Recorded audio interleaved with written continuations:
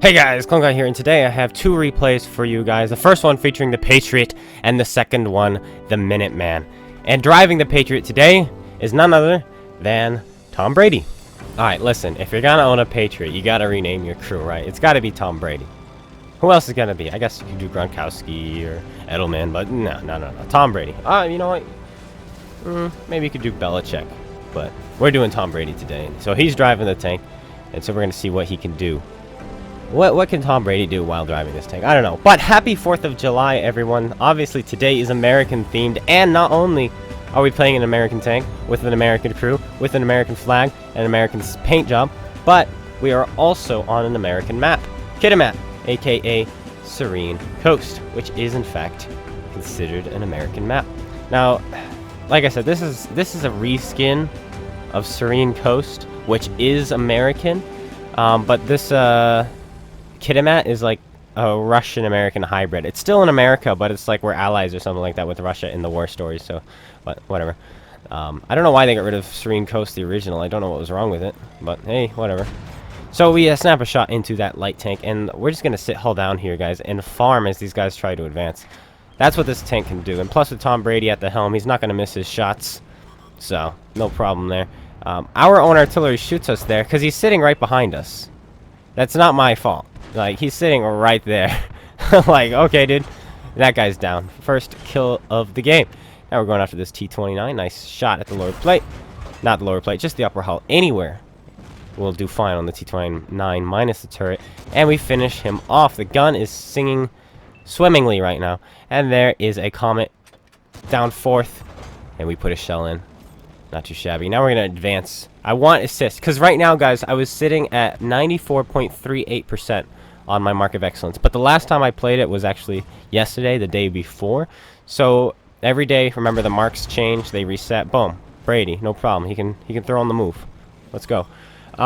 So because of that, the mark may go up or down regardless of what I do. And you're going to see that here. Because it's like, oh, you're at 94.38% or 36%, whatever it was. It was in the 30s. And you're like, oh, this could be the third mark if you have a really good game. And this is a really good game. Why else would I be showing it to you guys, right? So, yeah. So this is a good game. But are we going to 3 mark it? That is the question. Well, MERICA, we'll find out. So far, Brady has not missed a single shot. Will he continue? Well, you know, Brady seems to get in these slumps every once in a while where he just gets, you know, sacked and hit hard, and then he starts missing his shots. And that seems to be the same thing here. Not yet. We haven't been hit yet. We haven't been pressured or anything like that. But you know how it is. See, look, when we hit another shot. But, you know Tom Brady. There's you know Tom Brady. And, well, he misses that shot. He got pressured. See, he saw the lineman coming in, and so he rushed the throw. And unfortunately missed. But that time he was able to take his time. And because of that, he was able to throw a solid pass. But now he's just been hit. He just got hit hard. And that's gonna throw him off. They do a couple, you know, quick passes here towards this VK. Easy passes. Nothing too troublesome. But we all know Tom Brady. Once he gets hit, he doesn't come back from that. So he's a little bit rattled, you know. And this is weird. Let's just not anymore. I think I've lost like 70% of my viewers now. They're gone. Well, now we're loading up some HE shells. Because we're going after the artillery / this striker. Like, that's what it's called, right? Which is literally an RU-251. And the shell goes underneath his tank. He's got 20 millimeters of frontal armor.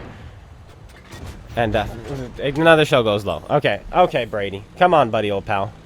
Put some shells in. Hit this guy. We shoot it straight into the mantlet. Nice. So that was almost an interception there. You're lucky there. You're lucky. How about this one? No, we shoot it into his tracks. We're really bad. Here comes the artillery. We gotta aim for his gun shield. Oh well, it goes underneath his gun. And I don't know where it went, but I think it splashed on his gun.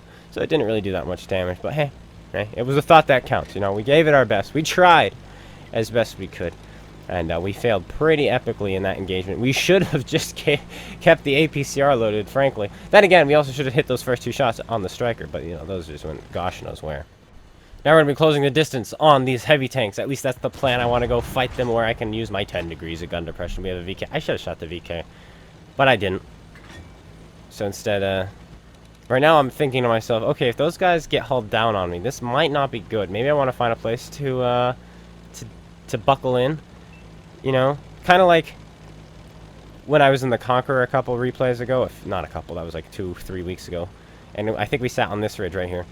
And we were able to really fight all their Conquerors who were up on the ridge using their gun depression because we were in a really good position to counter. But we don't have to do that here. I've changed my mind.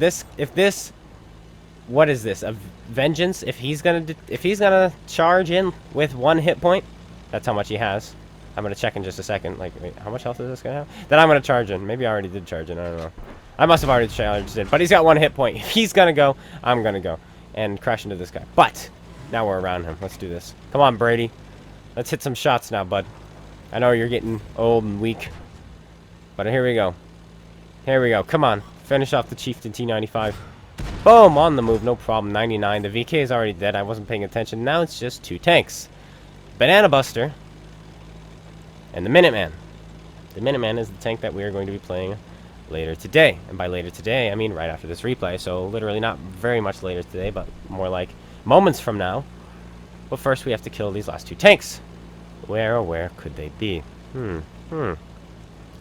Anyway, while we drive, because this may take a little while, I have found out that there are a lot of new people watching the channel.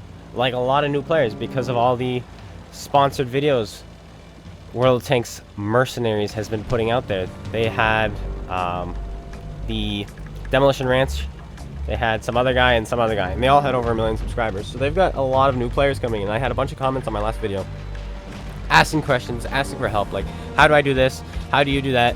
You know, why do you have a compass map? How do I turn on my boosters? So on and so forth. So I will have videos for you guys if you're new. So stick around, make sure you subscribe. I'm going to have videos like that on the channel coming up. So don't you worry, not today, probably maybe next week we'll have some of that stuff. Because this week is going to be mostly focused on the +1, -1. So get ready for that. But we found the Banana Buster. Now we're going to close the distance. But you'll notice I didn't clear my left side. We have a medium there, so that's why I didn't go all over there. But I just wanted to make sure he wasn't on my left. Hence why I turned my tank and turret that way. But the Minuteman gets spotted, so it does not matter. We can now advance toward this Banana Buster with our front facing him and not really be worried. Now, if you're a new player and you're wondering what on earth is a Banana Buster, well, a Banana Buster takes the hull of a Black Prince, combines it with, I think, the turret of a Carnarvon? What kind of turret does it have? Yeah, the turret of a weaker Centurion turret. So like the FE201 turret, that's what it takes. And combines it with the gun, adds the gun of the Leo. So it's an interesting vehicle. But we're not actually penetrating him from this angle. So we're trying to find an angle where we can penetrate him and damage him, because that would be nice. And we finally find it. But we still get the assist off of him, which is pretty nice. But you know what? We could have possibly broke almost 5,000 damage this game. But, you know, it is what it is. But there's the last guy, the Minuteman. We just picked up our top gun, so I'm not too worried about, you know, getting the final kill on this guy. So we just fire it off. And down goes the Minuteman. Not too shabby. Victory! All enemy vehicles destroyed. So I logged in today like, oh my goodness, I need some kind of video for the 4th of July. Because I had like this Russian video prepared. And I'm just like, I can't do a Russian video on the 4th of July. I'm like, okay, what do we do? I know, we play the Patriot and we play the Minuteman. And this was actually the first game. And I was very excited. We make almost 400,000 credits because we had a booster on. Plus Independence Day bonus, which gives you some more credits as well. 6 kills, 4,499 damage, and 1,900 assisted.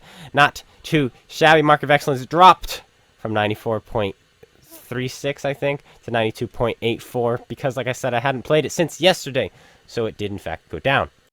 How much base XP did we get? About, I can't see that. Is that 2,205 or 2,285? I don't know. But we got some good base XP. But now we're in the Minuteman. And the Minuteman is driven by none other than Captain Steve Rogers himself. I mean, why not? You've got this nice shield on the side. Shields on both sides, actually. Shields on the turret. You just got shields all over the place. So I figured, what better person to have driving your Minuteman than Captain Steve Rogers. So that's who we've got in this tank, and he is commanding it. And hopefully he will be having a good game. And I don't know if you guys noticed the matchmaking, but it is very tier 6. Very tier 6. This is amazing. Because, first of all, if you had to fight tier 5s, there's just not enough hit points, and the game is kind of boring. But because of the +1, -1 matchmaking, even if you're top tier and you're one of the only top tier tanks, there's still going to be a ton of tanks that are only one tier lower than you, which are still fairly healthy and somewhat dangerous. And that's really nice, because now we can have a pretty good game, and that's what's going to happen here. We're going to have a pretty good game.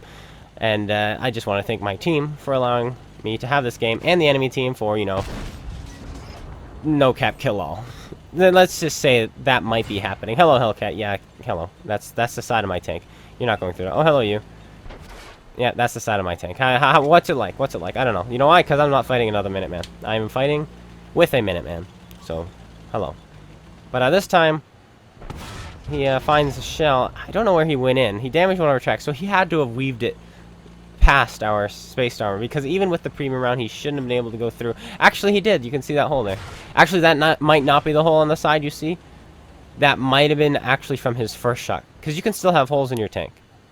You can still have holes in your tank, your space armor, even if they didn't penetrate you. But hello, VK. We put a shell into his engine. Why? Because it's a German tank, and we shot him in the front. So, engine, hello. What's it like? Hello, Jumbo. You missed. And we did not. We track him. And you're going to see, once again, just like last game against the Striker, we're going to fluff a few shots here because we're really, really bad at this game. But, it's fine. It's whatever. It's whatever. It made the game a little bit more exciting.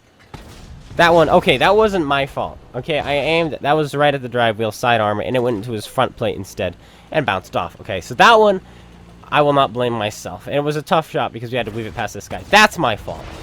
That was my fault right there, bouncing off of the Aero 44 right there. That was an awful shot. That was awful. That was pathetic. That was just something else. But this shot, you ready? Ready? Was fine, see? Went in. Perfect. Penetrated, just like what we wanted. Alright, that annoying medium tank is over there now. Sweet. Be gone with you, foul beast. Now we're going to go after these guys. No problem, I say, right? No problem. What are the scores right now? It is currently...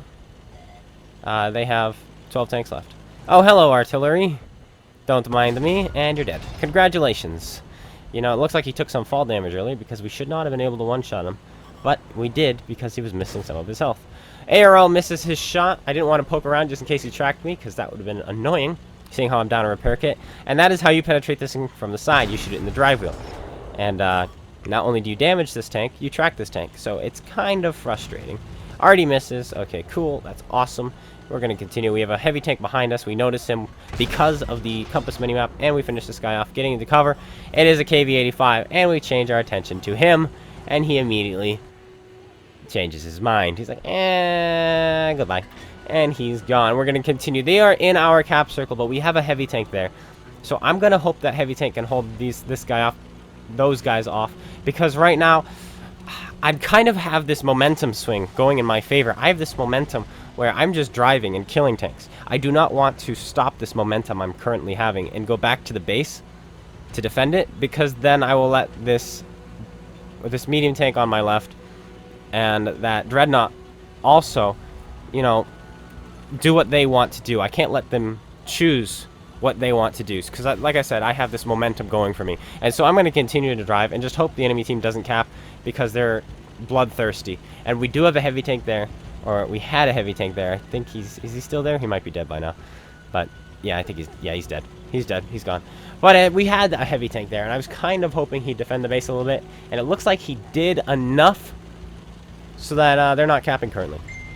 So now my goal is to kill this medium tank, this tank destroyer, and this heavy tank. One of them being a dreadnought. First guy I've got to shoot is got to be the dreadnought, but I'm going to shoot anyone I see first.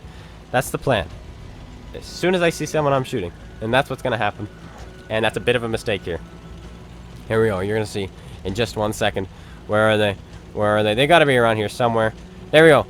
Snap. We kill that guy, but here comes the dreadnought. I give him the side of my tank, and he bounces off, and he rams himself to death on us because we are very heavy because of all the spaced armor. And we gave him our drive wheel to ram into, which he did. He doesn't even track us, and barely does any damage. So not a shabby result there. So actually it worked out. I wanted to kill the dreadnought first, but that did not happen. I shot the other guy, and it kind of worked. And I'll have you know what was going through my mind. My mind was shoot the dreadnought, but then when I spotted both of them and I saw the medium tank, I kind of changed my mind. I'm just like, you know what? I think I can block the Dreadnought, bounce the Dreadnought off of my tank, and I will beat his reload. However, I'm not going to beat this medium tank's reload. If I let that medium tank circle me while I'm fighting the Dreadnought or after I've just fired, I might lose more health. So I risked it and just hoped my armor would work, and it did. My armor worked perfectly, which is pretty nice. And now I have another decision here. I thought about going back to the base just in case their SU-100 was there and he was going to cap, but once again, I've changed my mind. I have this momentum swing still going, and I want to just use this momentum and continue to just push and kill the enemy here. Because everything's just going so well, and I'd rather not stop what I'm doing and, you know, change and alter my course, because I don't think that would be a good idea, because everything right now is just working. So we're going to just go help these guys and hope the SU-100 doesn't jump on the cap circle. That's the plan anyway. And seeing how the SU-100 isn't capping yet, I have a feeling he's going to be coming up behind me and trying to help these guys. So that's what's going through my mind right now, is where is this SU-100? He must be either trying to catch up with those guys, or he's going to flank from behind, seeing how he's not there. There he is. So we angle our rear, give him our spaced armor, and he bounces off, and we finish him. And now we find ourselves in a 2 versus 3, but unfortunately for the T-34, is that an 85 or an 88? I'm not exactly sure. KV-85 penetrates us there. He goes right through where our drive wheel is, which is perfect. But we put a shell into this guy. Boom! And it goes 336. We got to kill him. He's got the DPM. Here comes their light tank. He's going to try to put some shells into our medium tank. Can our medium tank get any more shells off? He does get one more into the KV-85, but not enough to kill him. And now we're going to change our attention immediately to this light tank. Boom! We fire it into the light tank. He goes down. KV-85 bounces off of us. And these guys are literally in perfect positions where I can keep my side armor angled perfectly to both of them. There we go. We bounce the Tiger 131, we put a return shell into him, and now we go back to angling. We have a KV-85 on our right, who is behind something. I don't know what, because I get an outline, but when I point my gun, I have no shot on him. So, I'm just going to keep looking at this guy on our left, this Tiger 131. We put another shell into him. Now he is a one-shot. KV-85 should poke out again. This Minuteman T29 does have a longer reload than the regular T29, but it doesn't seem to be enough to lose us this game, should I say, because down goes the Tiger 131. He never pushed on us. I think he was a bit scared. He should have pushed and fought me from the front, but if he had pushed me, he probably would have died, because I would have A, either face-tugged him so he could only shoot my turret, or B, just let him shoot me in the side and laugh all day long. Plus he was shooting standard. He wouldn't have gone through my upper plate reliably, and there we go. We win the game. Down goes the KV-85, picking us up our 9th kill of the game. Not too shabby, and just a bit of a carry in that game. We make 127,000 credits, 3,300 damage, 1,800 assist, 9 tanks destroyed, and 4,630 damage blocked. We get the Cool-Headed, the Steel Wall, the Sniper, the Radley Walters, Top Gun, Ace Tanker, and we even got a Reaper medal in there, plus the High Caliber, of course. And seeing how we got all those, of course, we also got ourselves an Ace Tanker. Anyway, guys, I hope you all enjoyed. If you did, slap that like button, comment, and subscribe. Make sure you go check out Space and GotADingy, and make sure you all have a great Independence Day. If you don't celebrate Independence Day, then just know that that's because we're independent from you. So, okay. Anyway, take care, everyone, and peace out.